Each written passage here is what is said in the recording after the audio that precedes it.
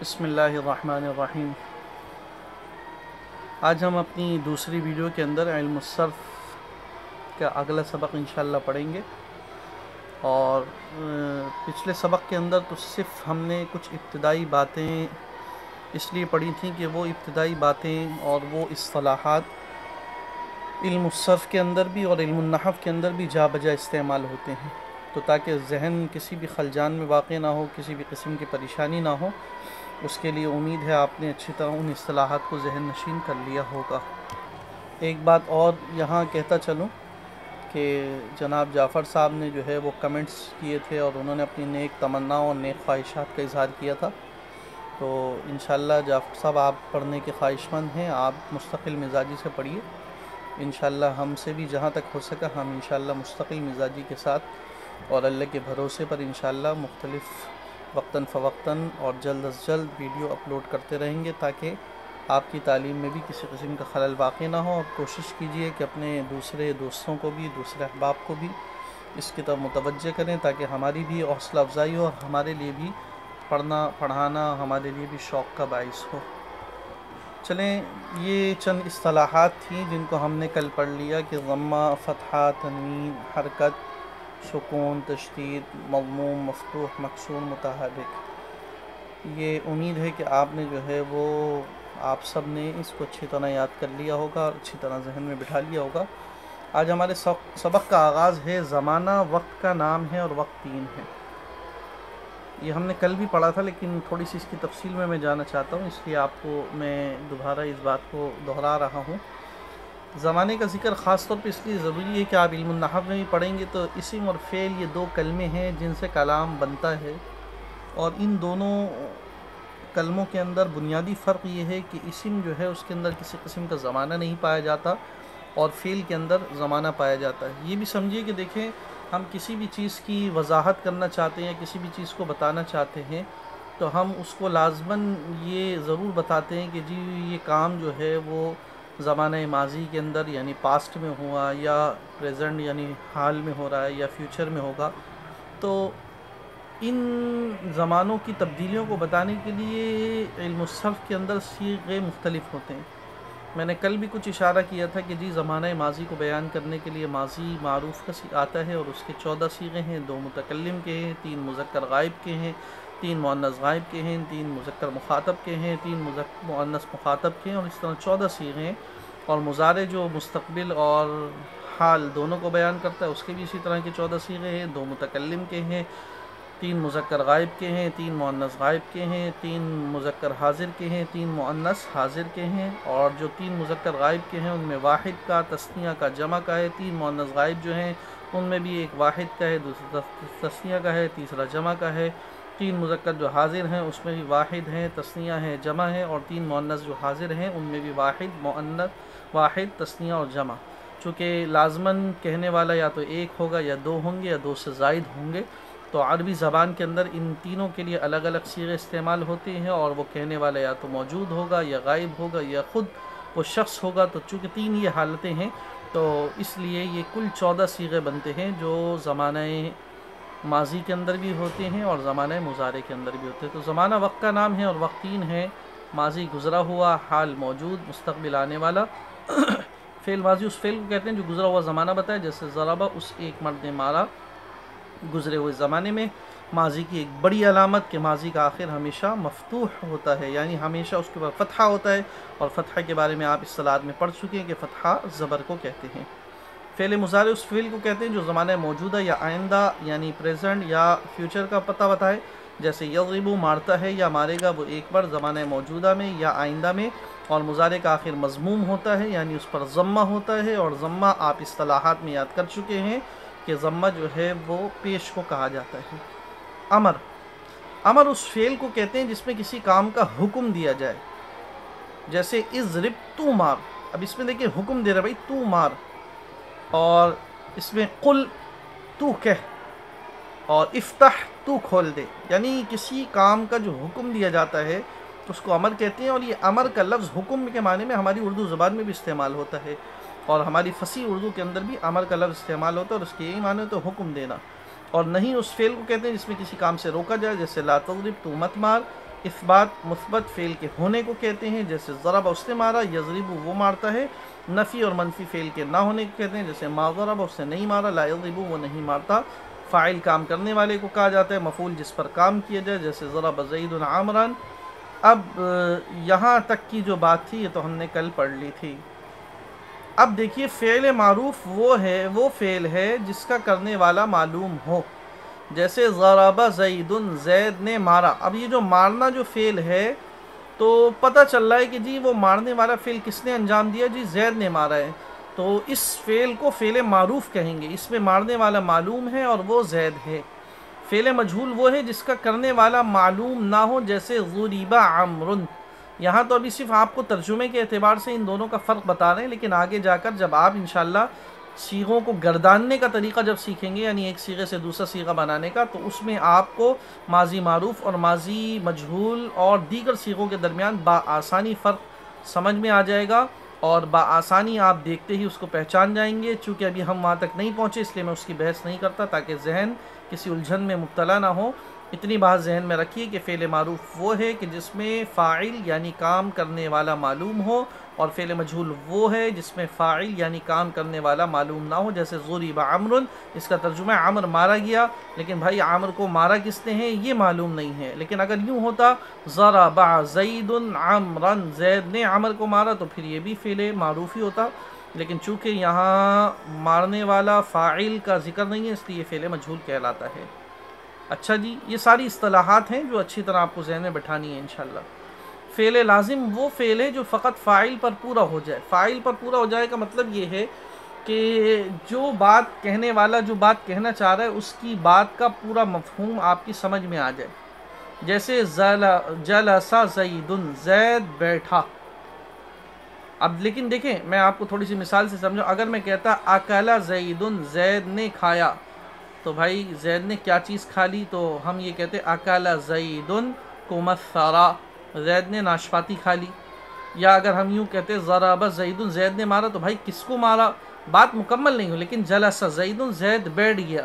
اب یہ چیز کہ کس چیز پر بیٹھ گیا یہ عام طور پر کلام کے اندر ملحوظ نہیں ہوتی اور اس کی اتنی ضرورت نہیں ہوتی، اور متکلم کہنے والا جب کہہ دیتا ہے تو سامنے والے کے ذہن میں کوئی ایسا سوال نہیں باقی رہ جاتا۔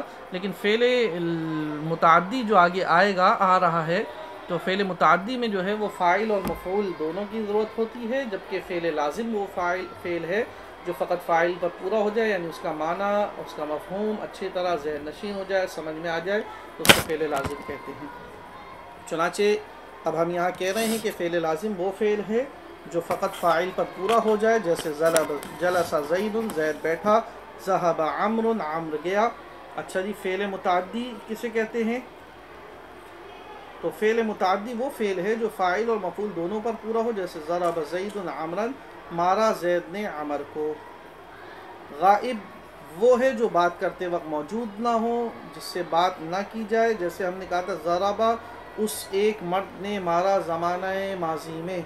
حاضر وہ ہے جس سے بات کی جائے جو سامنے موجود ہو، اس کو مخاطب بھی کہہ دیتے ہیں، جو میں پچھلے اپنی سبق کے اندر مخاطب کا لفظ استعمال کر رہا تھا، اسی کو حاضر کہتے ہیں، یعنی جس سے بات کری جا رہی ہے، جو سامنے موجود ہے، جو حاضر ہے۔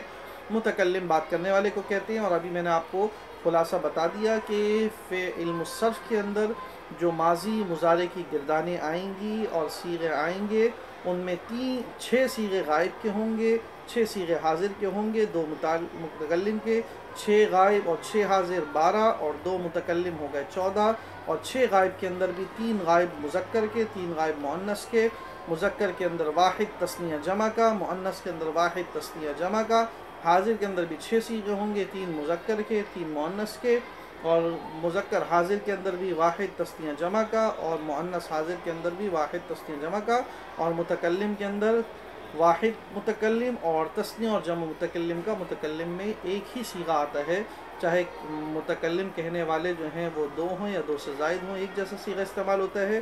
اگر اس کے بھی 3 صیغے آتے تو پھر ہمارے صیغوں کی تعداد جو ہے وہ 14 کے بجائے 15 ہو جاتی، لیکن چونکہ متکلم کے صرف 2 صیغے آتے ہیں، واحد کا الگ صیغہ آتا ہے اور تثنیہ اور جمع کا ایک جیسا آتا ہے۔ اور یہ بھی ذہن میں رکھیے گا کہ متکلم کے اندر वाहिद चाहे मर्द हो चाहे औरत हो, दोनों के लिए एक ही सीगा इस्तेमाल होता है। तस्निया और जमा मुतकल्लिम के अंदर भी चाहे एक हो चाहे दो हो, वो चाहे एक, गलती से कह गया, तस्निया और जमा मुतकल्लिम के अंदर भी चाहे मुअन्नस हो चाहे मुज़क्कर हो, एक ही सीगा इस्तेमाल होता है। मुतकल्लिम के सीगे के अंदर जो है वो मुज़क्कर और मुअन्नस के सीगों में कोई फ़र्क नहीं है। अगली बात, वाहिद एक को, तस्निया दो को, जमा दो से ज़ायद को कहते हैं। हर्फ असली किसे कहते हैं, ये हर्फ असली का जिक्र इसलिए कर रहे हैं, आगे मुसहफ़ के अंदर आपको बार बार हर्फ असली आएगा, अभी आप इसमें उलझन में मुब्तला ना हो, बस आप इसको ज़हन नशीन कीजिए। जब इसकी मश्क बार बार आगे किताब में होती रहेगी तो इंशाअल्लाह आप समझते रहेंगे, किसी किस्म की आपको तशवीश की कोई ज़रूरत नहीं है। और अगर फिर भी तशवीश होती है तो यही वीडियो आप बार बार देख लें ताकि आपके जहन से वो तशवीश निकल जाए, आप अच्छी तरह जहन में बिठा लें कि हर्फ असली उसको कहते हैं जो वज़न करने में फ़ा या आइन या लाम कलमे की जगह पर हो। देखें, अब मिसाल के तौर पे ज़राबा है, ज़राबा का हम वज़न निकालते हैं फ़ाअला। अब ज़ाद के मुकाबले में फ़ा, रा के मुकाबले में आ और बा के मुकाबले में ला, फ़ाअला ज़राबा के वज़न पर है। बस जो हर्फ फ़ा की जगह उसको फ़ा कलमा कहेंगे। और आप समझ सकते हैं कि ज़राबा के अंदर फ़ाअला का जब हमने वज़न निकाला तो फ़ा के मुकाबले में ज़ाद रा बा में से क्या आ रहा है, ज़ाद आ रहा है। तो हम अपनी इस मिसाल के अंदर ज़राबा में फ़ा कलमा कहेंगे ज़ाद को, और जो आइन की जगह हो उसको आइन कलमा, चुनाचे ज़राबा की मिसाल में हम आइन कलमा कहेंगे रा को, और जो लाम की जगह हो उसको लाम कलमा कहते हैं। जैसे नसरा फ़ाअला के वज़न पर है। अब आप इसमें नून फ़ा कलमा हो गया, स्वाद आइन कलमा हो गया, रा लाम कलमा हो गया। मज़ीद थोड़ी सी इसकी मश्क ज़रूरी है, आइए हम मश्क की तरफ चलते हैं। देखिए, अब हम यहाँ कुछ सीगे टाइप करके आपको बताते हैं और इसमें आप देखिए कि कौन सा फ़ा कलमा होगा, कौन सा आइन कलमा और कौन सा लाम कलमा। हमने लिखा फ़ताहा। अब इसका हम वज़न अगर निकालेंगे तो इसका वज़न निकलेगा फ़अला। अब इसमें आप देखें फ़ताहा फ़अला के मुकाबले में जो आ रहा है, फ़अला के वज़न पर जो आ रहा है। अब अगर हम फ़ा कलमा निकालना चाहते हैं, फ़ताहा के अंदर फ़ा कलमा क्या है, तो फ़ताहा के अंदर फ़ा कलमा होगा फ़ा। अच्छा जी, आइन कलमा क्या होगा, तो आइन कलमा होगा ता। अच्छा जी, लाम कलमा क्या होगा, तो लाम कलमा होगा हा। अगली मिसाल देख लीजिए, हम मिसाल के तौर पे लिखते हैं हसीबा। ये वज़न है इसका वज़न निकलेगा फ़ईला। अच्छा जी, अब इसमें हम हसीबा के अंदर फ़ा कलमा क्या होगा, फ़ा कलमा इसका होगा हा। अच्छा जी, आइन कलमा क्या होगा, आइन कलमा होगा सीन। अच्छा जी, लाम कलमा क्या होगा, लाम कलमा होगा बा। मज़ीद देख लीजिए, हम लिखते हैं क़राअ, इसका वज़न निकलता है फ़अला। अब इसमें फ़ा कलमा होगा क़ाफ, आइन कलमा होगा रा और लाम कलमा होगा आइन। इसकी आप अच्छी तरह मश्क कीजिए ताकि ये आपके जहन में रहे और अच्छी तरह आप इसको समझ सकें। चलें किताब की तरफ चलते हैं।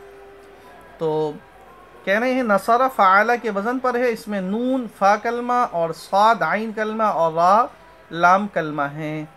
हर्फ ज़ाइद उसको कहते हैं जो फ़ा आइन लाम में से किसी जगह पर ना हो। जैसे इज्तनबा, इसका वज़न निकलता है इफ्ताअला। इज्तनबा, इसका वज़न निकलता है इफ्ताअला। हम यहाँ इसको थोड़ा सा देख लेते हैं। हमने लिखा इज्तनबा, इसका वज़न निकाला हमने इफ्ताअला। अब देखिए, इसमें इफ्ताअला वज़न है और फ़ा कलमे के मुकाबले में आएगा क्या है, जीम। गौर से देखिए, आइन के मुकाबले में क्या है, ता के बाद नून है तो आइन कलमे में आ रहा है नून। अच्छा जी, लाम कलमे के मुकाबले में आ रहा है आखिर वाला बा। और ये हर्फ असली हैं इसके। इज्तनबा के हर्फ असली क्या हैं, जीम, नून और बा।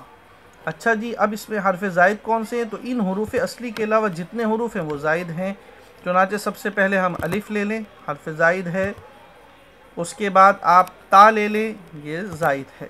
یہ الف اور تا جو ہیں یہ دونوں زائد ہیں، اور بقیہ حروف جو ہے وہ حروف اصلی ہیں، ان کو حروف اصلی کہتے ہیں۔ تو دیکھیں یہ کہہ رہے ہیں کہ حرف زائد اس کو کہتے ہیں جو فا عین لام میں سے کسی کی جگہ پر نہ ہو، جیسے اجتنبا افتعالا کے وزن پر ہے، اس میں جیم ساکن فا کی جگہ ہے اور نون مفتوح عین کی جگہ ہے اور با مفتوح لام کی جگہ ہے۔ پس جیم نون با حرف اصلی ہوئے اور باقی حرف یعنی حمزہ اور تا زائد ہے، جس کی مثال ہم نے آپ کے سامنے اس میں دی ہے۔ تھوڑی سی اس کی اور مشق کر لیتے ہیں تاکہ آپ کی اچھی طرح ذہن میں ہو جائے۔ ایک ہم اور مثال لکھتے ہیں، انتصارہ۔ اچھا جی، اس کا وزن ہم نکال لیتے ہیں، تو افتعالا، افتعالا۔ اب ہم یہاں دیکھتے ہیں کہ اس کے حرف اصلی کون سے ہیں۔ فا کے مقابلے میں آ رہا ہے نون، اور عین کے مقابلے میں آ رہا ہے صاد، اور لام کے مقابلے میں آ رہا ہے را۔ اور اس کے بعد حرف زائد کون سے ہیں، تو حرف زائد ہے حمزہ اور حرف زائد ہے تا۔ ایک اور مثال دیکھ لیتے ہیں، اس تن سارہ، اس کا وزن ہم نکال لیتے ہیں، اس تف علا۔ اب یہاں غور کیجئے کہ یہاں فا کے مقابلے میں وہی نون آ رہا ہے اور عین کے مقابلے میں وہی صاد آ رہا ہے اور لام کے مقابلے میں آ رہا ہے را، لیکن یہاں حرف زائد کون کون سے ہو گئے؟ حمزہ حرف زائد ہو گیا، پھر سین حرف زائد ہو گیا، اور پھر تا حرف زائد ہو گیا۔ تو یہ حرف اصلی اور حرف زائد کے قاعدے ہیں، آپ اس کو اچھی طرح ذہن میں رکھیے۔ یہ حرف اصلی وہ ہوں گے جو فا عین لام کلمے کے مقابلے میں ہوں گے، اور حرف زائد وہ ہوں گے کہ جو ان فا عین لام کلمے کے علاوہ ہوں گے۔ اس کے بعد جو مزید انشاءاللہ ہے وہ ہم اگلی ویڈیو کے اندر اس کی خوب مشق کیجئے۔ کسی بھی قسم کی پریشانی ہوتی ہے، کوئی بھی شبہ ہوتا ہے، کوئی بھی اشکال ہوتا ہے، آپ ہمارے یوٹیوب چینل کے اوپر جا کر اس کو تحریر کر سکتے ہیں اور اس کا جواب حاصل کر سکتے ہیں۔ اور کوشش کیجئے کہ اس کار خیر کے اندر خود بھی شریک ہوئیے، دوسروں کو بھی شریک کیجئے، ہم بھی حوصلہ افزائی کے ساتھ یہ کام کریں، آپ بھی شوق کے ساتھ کریں، اور اللہ کرے ہم ان جدید ذرائع کا منفی استعمال کرنے کے بجائے مثبت استعمال شروع کر دیں۔ اللہ تعالیٰ آپ کا اور میرا حامی و ناصر ہو، اسی پر اکتفا کرتا ہوں۔ وصلی اللہ تعالی علی خیر خلقہ محمد وعلی آلہ وصحبہ اجمعین۔ السلام علیکم ورحمۃ اللہ وبرکاتہ۔